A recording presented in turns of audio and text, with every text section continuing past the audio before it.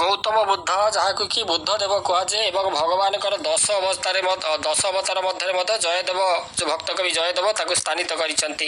ତେଣୁ ସେ ଯେଉଁ 10 ଅବତାରରେ ବୁଦ୍ଧଙ୍କୁ ସ୍ଥାନିତ କରି ସେ ଲେଖିଛନ୍ତି ନିନ୍ଦସି ଯଜ୍ଞ ବିଦେରହଂ ଶ୍ରୁତି ଜାତଂ ସଦୟ ହୃଦୟ ଦର୍ଶିତ ପଶୁଘାତଂ କେଶବ ଧୃତ ବୁଦ୍ଧ ଶରୀର ଜୟ ଜଗଦୀଶ ହରେ। ନିନ୍ଦସି ଯଜ୍ଞ ବିଦେରହଂ ଶ୍ରୁତି ଜାତଂ ସଦୟ ହୃଦୟ ଦର୍ଶିତ ପଶୁଘାତଂ କେଶବ ଧୃତ ବୁଦ୍ଧ ଶରୀର ଜୟ ଜଗଦୀଶ ହରେ। ଯେତେବେଳେ ସମାଜରେ ଯେଉଁ ହିଂସା ପ୍ରତି ମାନେ ପଶୁ ହିଂସା, ଜୀବ ହିଂସା ବୃଦ୍ଧି ପାଇଥିଲା, ସେହି ସମୟରେ ଯେଉଁ ଦୟାଶୀଳ ଗୌତମ ବୁଦ୍ଧଙ୍କର ତାଙ୍କର ଆବିର୍ଭାବ ହୋଇଥିଲା ଏବଂ ସେ ଲୋକମାନେ ଯେଭଳି ଭାବରେ ସେମାନେ ଯେଉଁ ଶାକ୍ତରେ ଆକୃଷ୍ଟ ହୋଇ ଯେଉଁ ତାନ୍ତ୍ରିକ ମତ ଅଧିକ ପ୍ରଭାବ ପ୍ରସାର ହୋଇଥିଲା, ଯାହାଫଳରେ କି ଧର୍ମ ନାମରେ ନିରୀହ ପଶୁମାନଙ୍କୁ ହତ୍ୟା କରାଯାଉଥିଲା, ତାକୁ ବିରୋଧ କରିବା ପାଇଁ ଆବିର୍ଭୂତ ହୋଇଥିଲେ ଦୟାଶୀଳ ଏଇ ଯେଉଁ ଗୌତମ ବୁଦ୍ଧ। ତାଙ୍କରି ଜୀବନୀ ଯଦି ଦେଖିବା, ଗୌତମ ବୁଦ୍ଧ ତାଙ୍କର ସେ ବୁଦ୍ଧ ଧର୍ମ ପ୍ରତିଷ୍ଠା କରିଥିଲେ। ସେ ଖ୍ରୀଷ୍ଟପୂର୍ବ 567ରେ ତାଙ୍କର ହିମାଳୟ ପାଦଦେଶରେ ଅବସ୍ଥିତ କପିଳବସ୍ତୁ ନିକଟବର୍ତ୍ତୀ ଲୁମ୍ବିନୀ ଉପବନରେ ସେ ଜନ୍ମଗ୍ରହଣ କରିଥିଲେ। କପିଳବସ୍ତୁ ସେ ଶାକ ବଂଶୀୟ କ୍ଷତ୍ରିୟମାନଙ୍କର ଏକ କ୍ଷୁଦ୍ର ରାଜ୍ୟ ଥିଲା। ଗୌତମଙ୍କର ପିତା ଶୁଦ୍ଧୋଧନ ଏଇ ଯେଉଁ ଶାକ ରାଜତନ୍ତ୍ରର ରାଜା ଥିଲେ। ତାଙ୍କର ମାତାଙ୍କର ନାମ ଥିଲା ମାୟାଦେବୀ। ଜନ୍ମ ଲାଭ କରିବାର 1 ସପ୍ତାହ ପରେ ତାଙ୍କର ମାତା ମାୟାଦେବୀଙ୍କର ମୃତ୍ୟୁ ହେବାରୁ ବିମାତା ଯେଉଁ ଗୌତମୀଙ୍କ ଦ୍ୱାରା ସେ ପରିପାଳିତ ହୋଇଥିଲେ ଏବଂ ରାଜପୁତ୍ର ହେଲେ ମଧ୍ୟ ରାଜକୀୟ ଭୋଗବିଳାସ ପ୍ରତି ତାଙ୍କର ମନ ଆଦୌ ଆକୃଷ୍ଟ କରିନଥିଲା। ସେ ମାନେ ସଂସାର ବିରୋଧୀ ଥିଲେ। ପୁତ୍ରର ମନ ପରିବର୍ତ୍ତନ ନିମନ୍ତେ ଶୁଦ୍ଧୋଧନ ଗୌତମଙ୍କୁ ଯେଉଁ ଗୋପା ନାମ୍ନୀ ଏକ ସୁନ୍ଦରୀ ରାଜକନ୍ୟା ସହିତ ତାଙ୍କର ବିବାହ କରାଇଦେଲେ ଏବଂ ବିବାହ ପରେ ଗୌତମଙ୍କର ଏକ ପୁତ୍ର ସନ୍ତାନ ମଧ୍ୟ ଜନ୍ମ ହେଲା।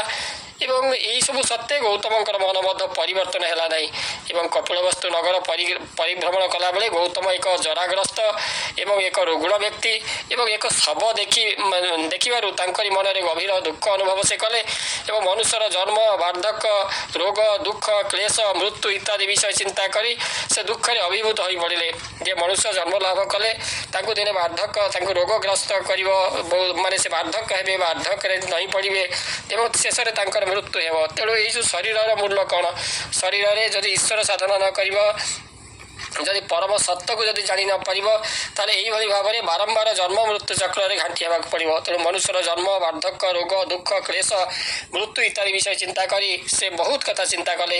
ଏହିସବୁଥିରୁ ମୁକ୍ତି ଲାଭ କରିବାର ଉପାୟ ଚିନ୍ତା କରିବାକୁ ଲାଗିଲେ। ଏହି ସମୟରେ ଦିନେ ଏକ ପ୍ରସନ୍ନ ବଦନ ଜଣେ ଏକ ସନ୍ନ୍ୟାସୀଙ୍କୁ ସେ ଦେଖିଲେ।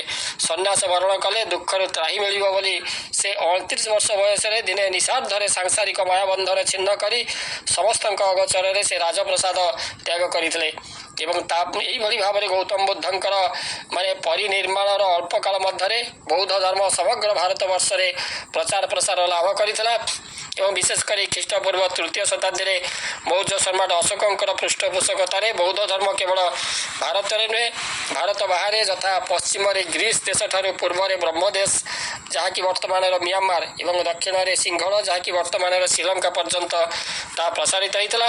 ଖ୍ରୀଷ୍ଟୀୟ 1ମ ଶତାବ୍ଦୀରେ କୁଷାଣ ବଂଶର ଶ୍ରେଷ୍ଠ ସମ୍ରାଟ କନିଷ୍କଙ୍କର ପ୍ରେରଣାରେ ବୌଦ୍ଧ ଧର୍ମ ଚୀନ, ତିବ୍ବତ, ଜାପାନ ପ୍ରଭୃତି ଦେଶରେ ପ୍ରଚାରିତ ହୋଇଥିଲା ଏବଂ 7ମ ଏବଂ 8ମ ଶତାବ୍ଦୀରେ କନୌଜର ରାଜା ହର୍ଷବର୍ଦ୍ଧନଙ୍କର ସାହାଯ୍ୟରେ ବୌଦ୍ଧ ଧର୍ମ ବିଶେଷ ଅଗ୍ରଗତି ଲାଭ କରିଥିଲା। ସେହିଭଳି ପୃଷ୍ଠପୋଷକତା ଲାଭ କରି ବୌଦ୍ଧ ଧର୍ମ ପୃଥିବୀର ଅନ୍ୟ ମୁଖ୍ୟ ଧର୍ମରେ ପରିଣତ ହୋଇଥିଲା ଏବଂ ପ୍ରାଚୀନ ରାଜା ମହାରାଜାମାନଙ୍କ ଦ୍ୱାରା ଅତି ସୁନ୍ଦର କାରୁକାର୍ଯ୍ୟପୂର୍ଣ୍ଣ ଅସଂଖ୍ୟ ବୌଦ୍ଧ ଗୁମ୍ଫା, ସ୍ତୂପ, ଚୈତ୍ୟ, ବୌଦ୍ଧ ବିହାର ଏବଂ ବୌଦ୍ଧ ମୂର୍ତ୍ତି ଗୁଡ଼ିକର ଯେଉଁ ଭାରତର ବିଭିନ୍ନ ସ୍ଥାନରେ ନିର୍ମିତ ହୋଇଥିଲା, ଯାହା ବୌଦ୍ଧ ଧର୍ମର ପ୍ରଚାର ଏବଂ ପ୍ରସାର ଦିଗରେ ଯଥେଷ୍ଟ ସାହାଯ୍ୟ କରିଥିଲା। ସମ୍ରାଟ ଅଶୋକଙ୍କର ଅନୁଶାସନ ବୌଦ୍ଧ ଧର୍ମ ପ୍ରସାରର ଏକ ପ୍ରଧାନ କାରଣ। ତେଣୁ ବୌଦ୍ଧ ଧର୍ମ ସେ ମାନେ ସତ୍ୟ ମାନେ ଅହିଂସା ଉପରେ ସେ ଅଧିକ ଗୁରୁତ୍ୱ ଦିଏ। ବୌଦ୍ଧ ଧର୍ମ ସେ ତାଙ୍କରି ଧର୍ମଗ୍ରନ୍ଥର ନାମ ହେଉଛି ତ୍ରିପିଟକ। ତେଣୁ ଇତିହାସ ଅନୁସାରେ ବୌଦ୍ଧ ଧର୍ମ ଅଶୋକଙ୍କର ଶିଳାଲେଖ ଏବଂ ଜୌଗଡ଼ର ଶିଳାଲେଖ ଏବଂ ସେ କାଳର ଓଡ଼ିଶାରେ ପ୍ରଚଳିତ ଭାଷା ପାଲି ଭାଷାର ବ୍ୟବହାର କରାଯାଇଥିବା ବୌଦ୍ଧ ଧର୍ମଗ୍ରନ୍ଥ ଯେଉଁ ତ୍ରିପିଟକର ଭାଷାରୁ ଏକଥା ମଧ୍ୟ ପ୍ରମାଣ ମିଳିଥାଏ। ତେଣୁ ବୁଦ୍ଧଦେବ ତାଙ୍କରି ଆବିର୍ଭାବ ହୋଇଥିଲା ଯେ ଜୀବ ହିଂସାକୁ ପରିତ୍ୟାଗ କରିବା ଏବଂ ସତ୍ୟର ମାର୍ଗକୁ ଅନ୍ୱେଷଣ କରିବା ପାଇଁ ତାଙ୍କରି ଆବିର୍ଭାବ ହୋଇଥିଲା। ବୁଦ୍ଧଂ ଶରଣଂ ଗଚ୍ଛାମି, ଧର୍ମଂ ଶରଣଂ ଗଚ୍ଛାମି, ସଂଘଂ ଶରଣଂ ଗଚ୍ଛାମି, ଏ ଯେଉଁ ତ୍ରିରତ୍ନ ତାଙ୍କର ଏହା ହେଉଛି ତାର ମୂଳ ମନ୍ତ୍ର ଥିଲା।